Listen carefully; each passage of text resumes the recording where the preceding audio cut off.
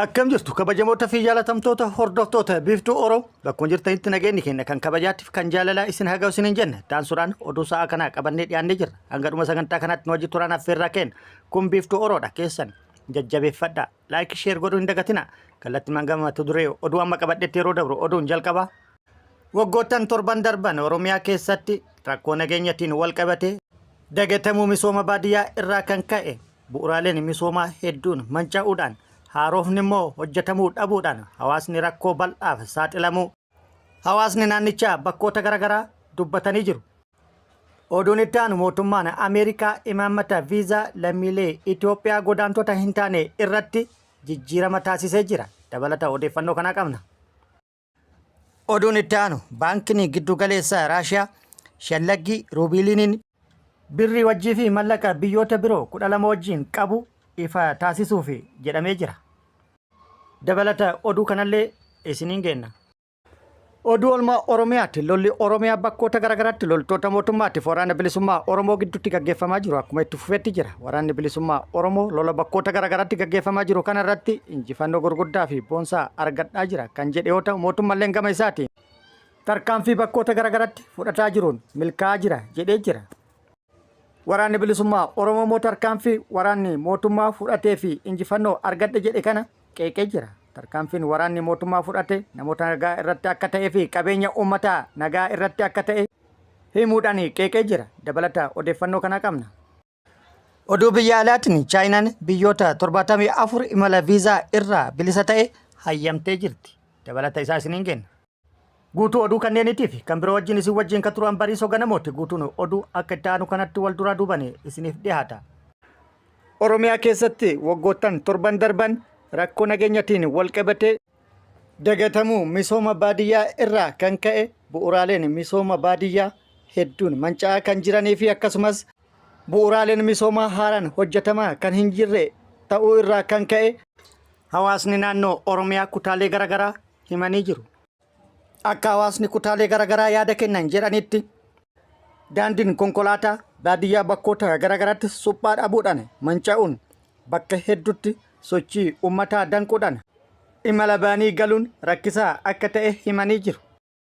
Rakkoo kanaafis akka saaxilamnu kan nu taasise waggoota torban darban misooma baadiyyaatiin wal qabate daandiiwwan suphaman tokkollee kan hin jirree fi kana haarawas hojjetamuu dhabuu irraa kan ka'e yoo ta'u kun immoo mootummaan misooma baadiyyaa dagatu kan agarsiisu jedhanii jiru.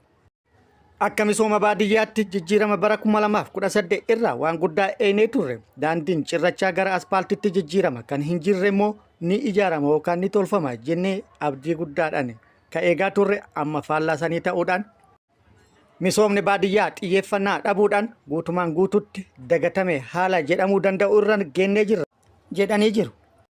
Uummanni guddaan biyyatti harki guddaan yookaan parsantii 80 kan ta'u kan jiraatu baadiyyaadha. Mootummaan immoo uummata kana dagatu hin qabu. Baadiyyaaf xiyyeeffannoo kennuudhaan misooma baadiyyaa irratti hojjetuudhaan rakkoo baadiyyaan qabdu furuu qaba jechuudhaan yaada kennanii jiru. Mootummaan magaalaaf xiyyeeffannaa kennee misooma kooriidarii jechuudhaan waa hedduu hojjetaa jira. Jireenyi magaalota biyyattii garuu kan hirkate uummata baadiyyaa irratti waan ta'eef baadiyyaanis dagatamuu hin qabu jechuudhaan yaadni kennamee jira. Mootummaan Ameerikaa imaammata viizaa lammiilee Itoophiyaa irratti jijjiirama taasisee jira. Ministeerri dhimma alaa Ameerikaa imaammata viizaa godaantota hin taane lammiilee Itoophiyaaf qabu irratti jijjiirama taasisuu beeksisee jira. Imaammanni kun adoolessa 8 2025 irraa eegalee hojiirra oola jedhamee jira. Jijjiirama haaraa kana lammiileen Itoophiyaa irra caalaan isaanii viizaa godaantota kan hin taane kan seensa yookaan singili intirii fi akkasumas ji'a 3 tajaajilu kan ta'e akka ta'e beeksisee jira. Kun akkuma jirutti ta'ee viizaan adoolessa 1 2017 dura kenname jijjiiramni irratti akka hin taasifamnee fi kan itti fufan ta'uu beeksisee jira. Oduu olmaa Oromiyaatiin Oromiyaa bakkoota garaagaraatti lolli loltoota mootummaatti waraana bilisummaa Oromoo gidduutti deemaa jiru akkuma itti fufeetti jira. Lola bakkoota garaagaraatti deemaa jiru kanarratti waraanni bilisummaa Oromoo injifannoo gagabbataa argadhe yoo jedhu mootummaanis gama isaati tarkaanfii bakkoota garaagaraatti fudhadhee jedheen milkaa'ee jira jedhee jira. Humnoonni mootummaa bakkoota garaagaraatti tarkaanfii fudhataniin milkoofne yookaan injifanne kan jedhan yoo ta'e illee waraanni bilisummaa Oromoo injifannoo isaanii kana haalee jira. Akka waraanni bilisummaa Oromoo jedhetti mootummaan tarkaanfii kan fudhate namoota nagaaftii fi akkasumas qabeenya uummataa badii tokko hin qabne irratti akka ta'e himee jira. Akka fakkeenyatti Gujitti humnoonni mootummaa tarkaanfiin fudhatan manneen jireenya uummataa gubuu fi akkasumas qabeenya uummataa oorurra jiru mancaasuun akka ta'e eeree jira waraanni bilisummaa Oromoo. Yoo xiqqaate manneen jireenyaa 12 ol kan gubanii fi oorurraa midhaan hedduu kan mancaasan yoo ta'u isa kana Jawaar Mohammadis safuudha jechuudhaan ibsee jira. Akkasumas lixa Oromiyaa aanaa mana Sibu magaalaa Manditti tarkaanfii fudhadheen milkaa'ee jedhee jira. Injifannoo mootummaan achitti argadhe irratti odeeffannoo gahaa argachuuf yaallus odeeffannoo gahaa argachuu hin dandeenye. Gara biraatiin immoo lixa Shaggar aanaa Abuunaa Gindabaratitti tarkaanfii humnoonni waraana mootummaa fudhanne jedhaniin namoonni hedduun mana hidhatti kan guuraman akka ta'ee fi manni hidhaa wal hanqate yeroo ammaa kana hidhamtoonni hedduun buufata poolisii irraa baafamuun gara mana barumsaa sadarkaa lammaffaa geeffamuun hidhamaa akka jiran beekamee jira. Waraanni bilisummaa Oromoo gama isaatiin Oromiyaa bakkoota garaagaraatti loltoota mootummaa irratti tarkaanfii kan fudhatee fi injifannoo kan argate akka ta'e ibsee jira. Haaluma kanaan giddugala Oromiyaa aanaa Dagamitti guyyaa kaleessa adoolessa 9/2025 tarkaanfii fudhateen miidhaa guddaa humnoota mootummaa irratti dhaqqabsiisuu himee jira.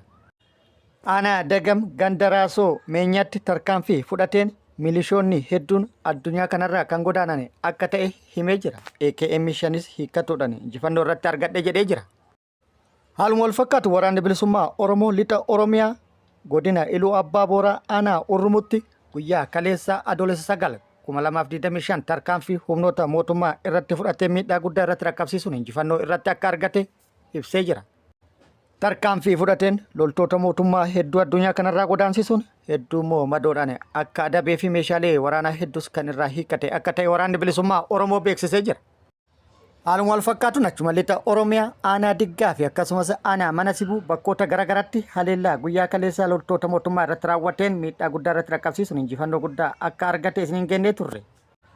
Waraanni bilisummaa Oromoo zoonii giddugala Oromiyaa lixa Shaggar aanaa Adaa Bargaa ganda Odaa Daalotaa jedhamutti adoolessa 8/2025 haleellaa loltoota mootummaa irratti raawwatee miidhaa guddaa akka irratti dhaqqabsiisee fi injifannoo akka irratti argates beeksisee jira. Haleellaa raawwatee tureen 8 battalumatti addunyaa kanarraa yoo godaansisu 5 immoo madoodhaan akka adabe odeeffannoon achirraa baatee ibsitee jirti. Lixa Oromiyaa aanaa Guutoo Guddatti tarkaanfii guyyaa kaleessa loltoota mootummaa irratti fudhateen 20 addunyaa kanarraa godaansisee 20 ol immoo madoodhaan akka adabes odeeffannoo achirraa nu geette ibsitee jirti. Haleellaa kanas kan raawwate ganda Arjoo Eddoo Addaa Gatamaa jedhamutti akka ta'es waraanni bilisummaa Oromoo beeksisee jira.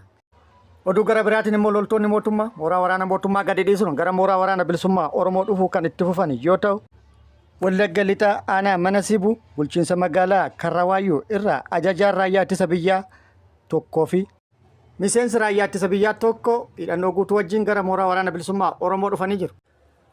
Oduun itti aanu baankiin giddugaleessaa Raashiyaan shallaggiin ruubiliin birrii fi mallaqa biyyoota biroo hedduu wajjin qabu ifa taasisuuf akka deemtu ifoomee jira.